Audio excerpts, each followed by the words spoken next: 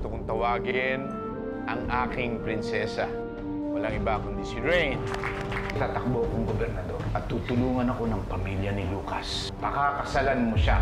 Paano matuturuan ang pusong magmahal ng iba kung ang tunay na sinisigaw nito ay siya?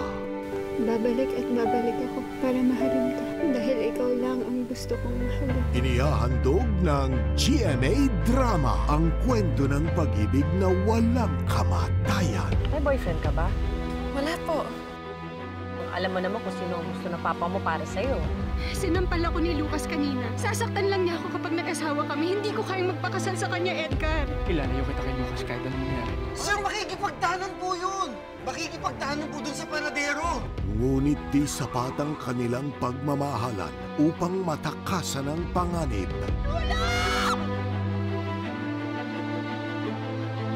Ang tunay na pag-ibig hindi kayang wakasan kahit ng kamatayan. Mamamatay ako.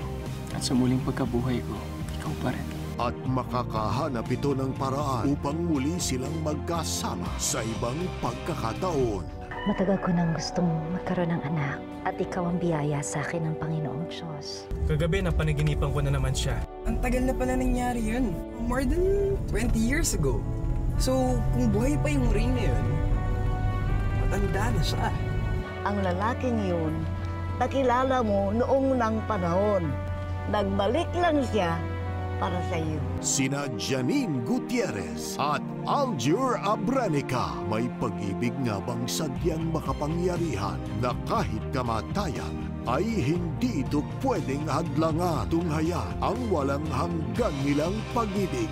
Once again, ngayong Lunes na sa GMA Telebabad.